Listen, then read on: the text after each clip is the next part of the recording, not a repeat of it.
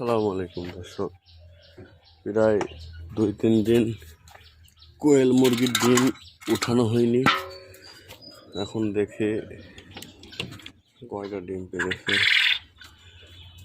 দর্শক, প্রচুর ডিম পেড়েছে।